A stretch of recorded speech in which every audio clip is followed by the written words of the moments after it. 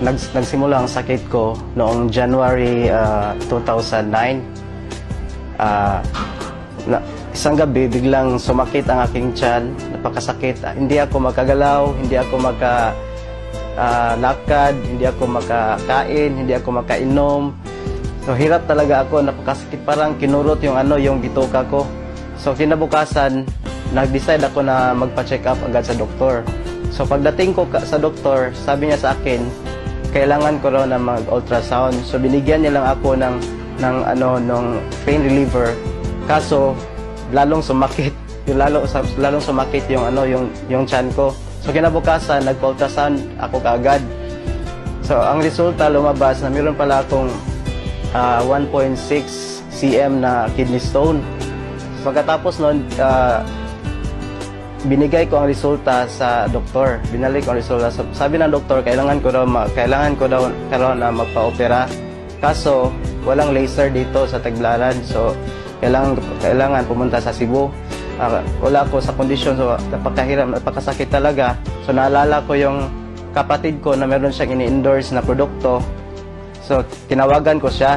Pagkatapos noon, dumating siya, nakita kami. So binigay niya sa akin yung C24/7. So sabi niya sa akin, subukan mo lang yan. Dahil makakatulong yan sa'yo. So, sabi niya sa akin, inumin ko raw 6 capsules per day. Ininom ko lang yun. Kinabukasan, naramdaman ko na medyo guminawa yung pakiramdam ko. So makakain ako, makagalaw na ako. So pinagpatuloy ko lang yung pag-inom.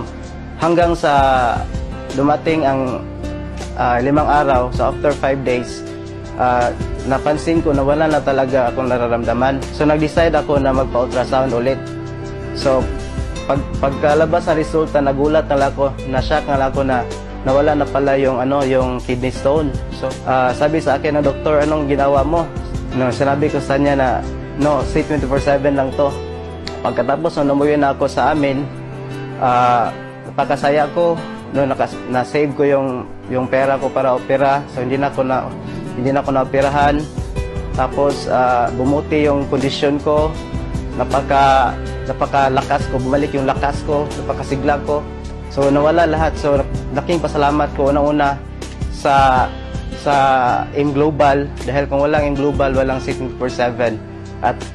At sa aking kapatid rin, dahil kung wala siya, hindi ako gagaling, hindi ko masubukan yung produkto.